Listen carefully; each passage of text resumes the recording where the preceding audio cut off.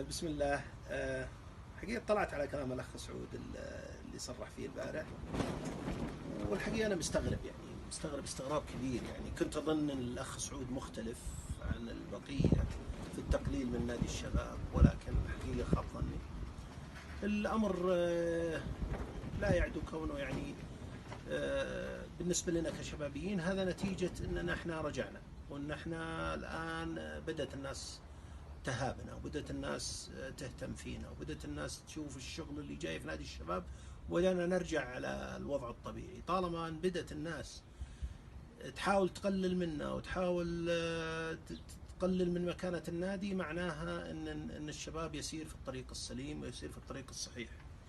وكشبابين هذا الكلام يزيدنا أسرار ولا يهمنا ولا مهما كان.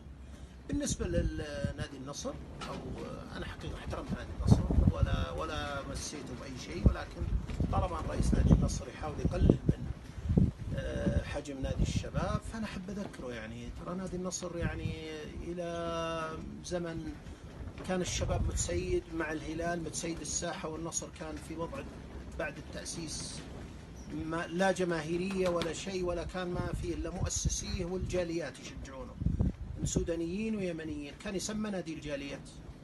فاليوم جاي تقللون من نادي الشباب. نادي الشباب كتاريخ وكعراقة وكتأسيس أكبر من